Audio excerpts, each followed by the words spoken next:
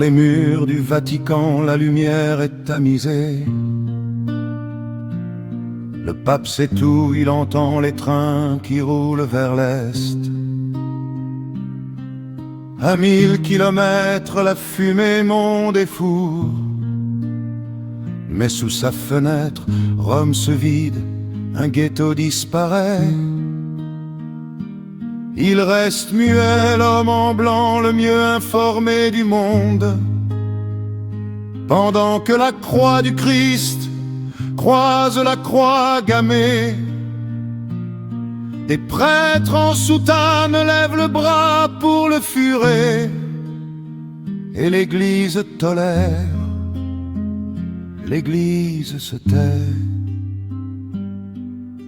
Oh, quand l'église pactise avec le diable, quand la tiare rencontre le swastika, le silence devient complice, le silence devient crime. La face cachée du Vatican où la lumière se noie.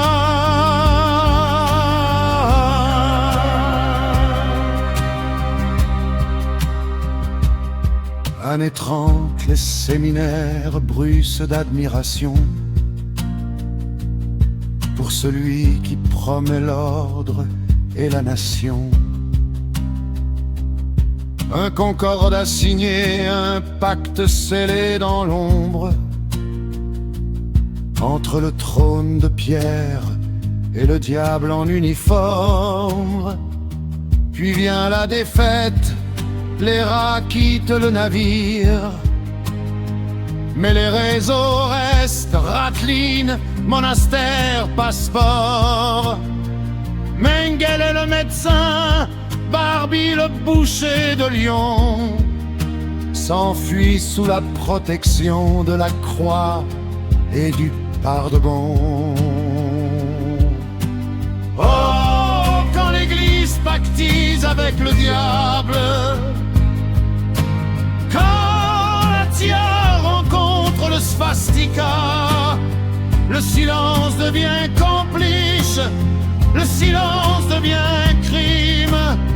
La face cachée du Vatican où la lumière se noie.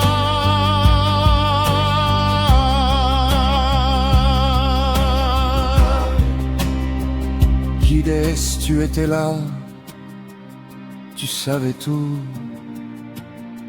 Les déportations, les expérimentations, les enfants perdus. Tu as choisi la prudence, la diplomatie, la survie. Mais l'histoire demande où était ta voix quand le mal triomphait. Aujourd'hui encore on murmure dans les couloirs sacrés des ombres du passé qui refusent de s'effacer. Entre amènes de Costa Gavras et les documentaires oubliés, la question reste, qui a vraiment pactisé avec le diable? Oh, quand l'église pactise avec le diable,